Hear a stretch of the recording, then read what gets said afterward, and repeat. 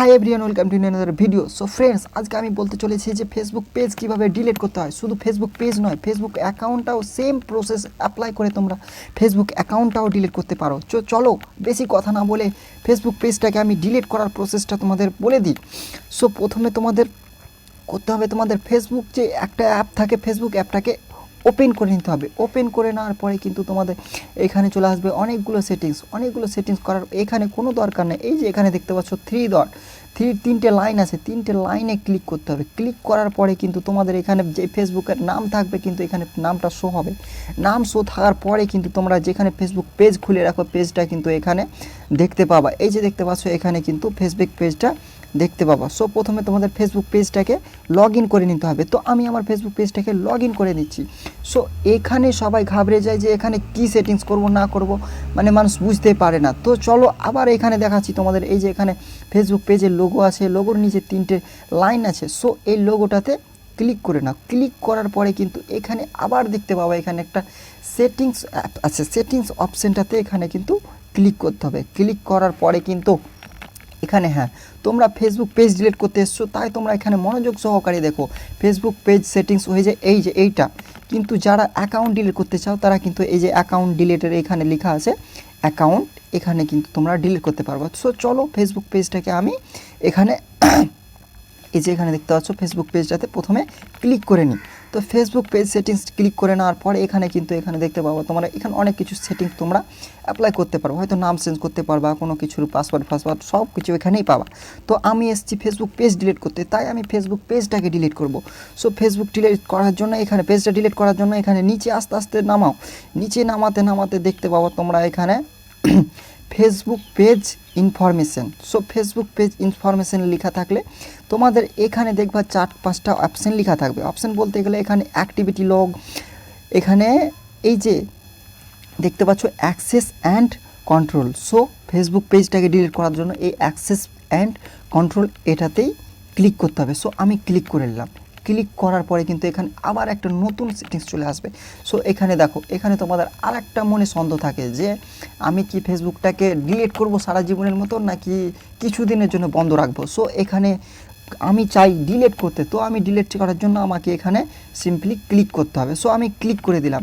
Click করার পরে কিন্তু ভাই এখানে যেটা করতে হবে, তোমরা যদি ডিঅ্যাক্টিভেট করতে চাও তাহলে ডিঅ্যাক্টিভেটও করতে পারো। আর আমি চাই পারমানেন্টলি ডিলিট করতে, তাই এখানে আমি শুধু লেখা আছে ডিলিট পেজ।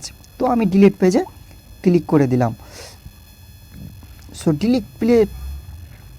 ডিলিট পেজে ক্লিক করার পরে এখানে কিন্তু লেখা থাকবে দেখো নিচে কন্টিনিউ। সো কন্টিনিউ আমি ক্লিক করলাম। ক্লিক করার পরে কিন্তু এখানে তোমাদের কারণ বলবে যে তোমরা অ্যাকচুয়ালি পেজটা কী কারণ ডিলিট করতে চাও। দেখো before you delete you may be app to help. So এখানে কারণ খুঁজছে বলছে, আমি এখানে দেখো I spend too much time on Facebook. So আমি এটা কারণটা দিয়ে দিচ্ছি। কারণটা দিয়ে দেওয়ার পরে কিন্তু এখানে তোমাদের আবার চলে আসবে যে এখানে কন্টিনিউ বলতে বলছে, তো তুমি চালিয়ে যাও। তো কন্টিনিউ আমি ক্লিক করে দিলাম। ক্লিক করার পরে কিন্তু তোমাদের এখানে কীরকম সেটিংস আছে বলে দিচ্ছি। তোমরা যদি হয়তো ফেসবুক পেজটাতে অনেক কিছু পোস্ট করে থাকো, যেমন ধরো ফটো, ভিডিও, রিলস, এইসব জিনিস কারো প্রিয় থাকে, তো ওই জিনিসগুলো যদি তোমরা চাও ডাউনলোড করব বা হয়তো রাখবো নিজের কাছে, কিন্তু এই যে এই জায়গাটায় তোমরা এখানে ক্লিক করে বা ট্যাপ করে এখানে কিন্তু তোমরা নিজে জিনিসগুলো ডাউনলোড করতে পারো। সো আমার কোনো দরকার নেই ওইসব, আমার আলতু ফালতু আমি ডিলিট করছি কী কারণে, আমার ভালো লাগে না তাই তো। সো আমি এই যে এখানে দেখতে পাচ্ছ এখানে আমি ডিলিট করার জন্য চলে এসেছি, তাই আমাকে কন্টিনিউ ক্লিক করতে হবে। সো কন্টিনিউ তোমরাও ক্লিক করে দাও। সো কন্টিনিউ ক্লিক করার পরে এখানে একটু ওয়েট করতে বলবে। ওয়েট করার পরে এই যে দেখো এখানে চলে এসছে কিন্তু আমার অ্যাকাউন্টের পুরো পেজ। সো পেজটা এখন যে সেটিংসটা হচ্ছে এখানে কিন্তু পাসবুক মানে ফেসবুকের পাসওয়ার্ডটা চাইছে, মানে তোমরা যে অ্যাকাউন্টটা খুলেছিলে প্রথমে, যে প্রোফাইলটা খুলেছিলে ওই প্রোফাইলের এখানে পাসওয়ার্ডটা দিতে হবে। যদি কারোর পাসওয়ার্ড জানা না থাকে তাহলে এই অ্যাকাউন্টে দেখো আমার পাসওয়ার্ড কীভাবে চেক করে, পাসওয়ার্ডের কিন্তু এখানে ভিডিও দেওয়া আছে। সো তোমরা ওই ভিডিওটা দেখে এসো। ভিডিওটা দেখে আসার পরে কিন্তু এখানে পাসওয়ার্ডটা এন্টার করে দাও। আমার পাসওয়ার্ড মনে আছে তাই আমি পাসওয়ার্ডটা এন্টার করে দিলাম। পাসওয়ার্ডটা কিন্তু আমি এখানে শো আপ করছি। সো আমি ফাটাফাট পাসওয়ার্ডটা দিয়ে দিই।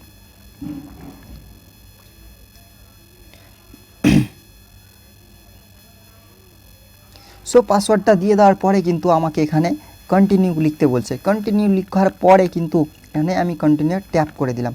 কন্টিনিউ ট্যাপ করার পরে এই যে এখানে তোমাদের একটা জিনিস বলতে চাইছে যে তোমরা কি অ্যাকচুয়ালি ফেসবুকটাকে পার্মানেন্টলি ডিলিট করতে চাও নাকি রাখতে চাও।